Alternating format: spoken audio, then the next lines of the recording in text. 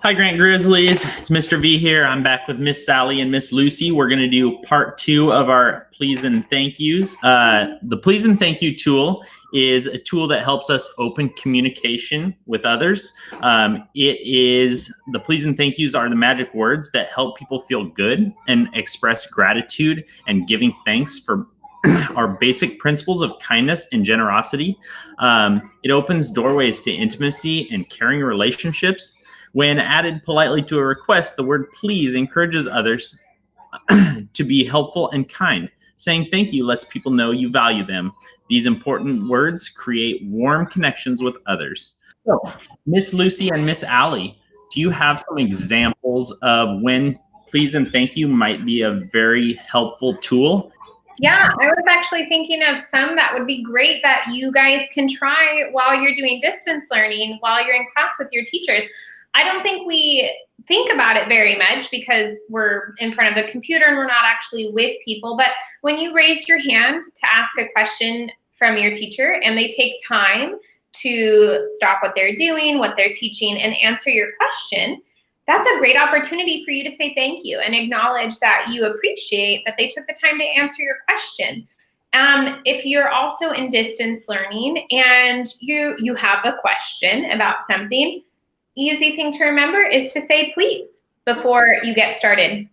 Instead of saying, I need help with this math problem. If you can say, can you please help me with this? I'm having a hard time understanding.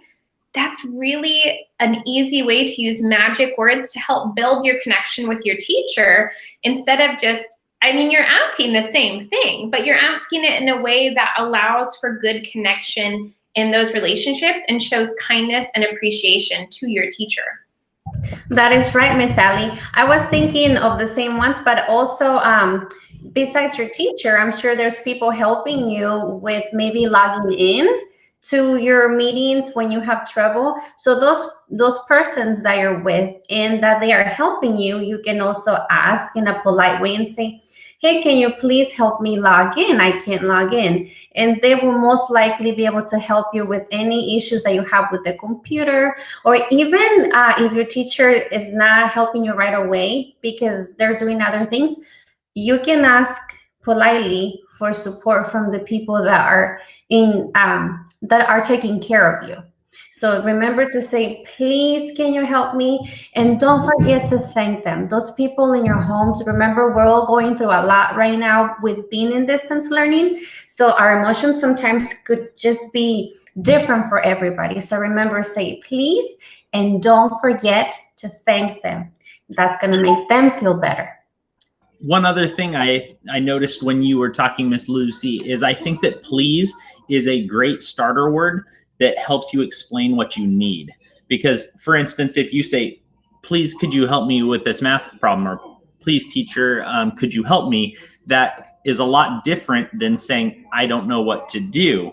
Because that also is kind of explaining that you need help, but it doesn't tell the person what you need. The difference, we talked about this in the first part of the please and thank you tool. When you say please, it takes it, when you're asking something, it goes from being a demand to a request. And a request is something that's much more helpful to have good, positive relationships with others. I hope that this week you can take some time to think about how can you say please and thank you as you're going throughout your day with the people in your home. Maybe you don't think about it a lot with the people in your household because you're around each other all the time. But I can tell you as a mom, it makes the biggest difference for me when my kids say please and when they say thank you to me. Thanks. If you practice it in the places that you're most comfortable, you'll use it in the places that you're least comfortable. That's right. So we're going to get into our imagination practice now. If you've watched these videos, you know we always end with an imagination practice, which helps us put into practice what we've learned about with our please and thank you tool. So I want you to sit with both of your feet on the floor.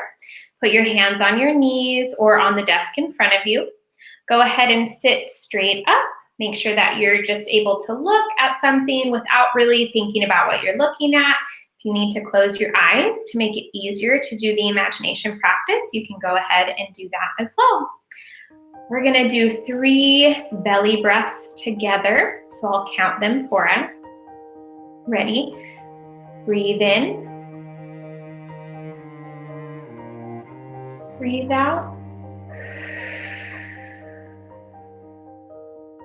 Breathe in. Breathe out.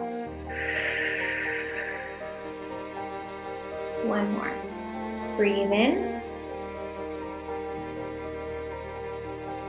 Breathe out. Good job.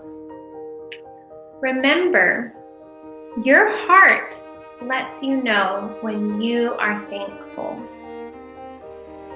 When you listen to your heart, it can tell you what you appreciate and who you can thank. Notice the feeling in the area of your heart. Ask yourself, what am I thankful for? Who am I thankful for? Ask yourself, how can I use magic words like please and thank you to show those important people in my life that I'm thankful for them? Let's go ahead and take another deep breath.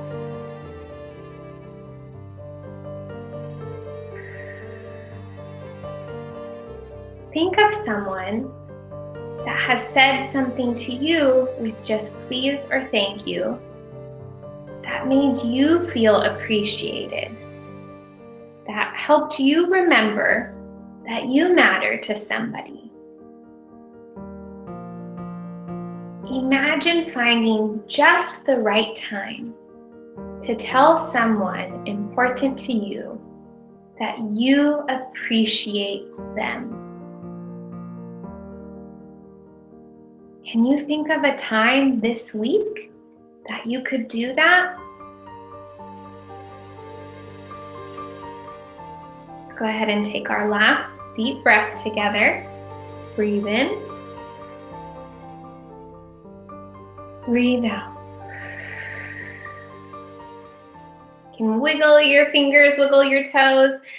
Thanks for being here with us again, Grant Grizzlies. We hope that you have a wonderful week. Make sure that you use that please and thank you tool throughout your week. The more you use it, the easier it is to remember to say those magic words that help build relationships. Have a great week. We'll see you at lunch groups. Bye, Grizzlies.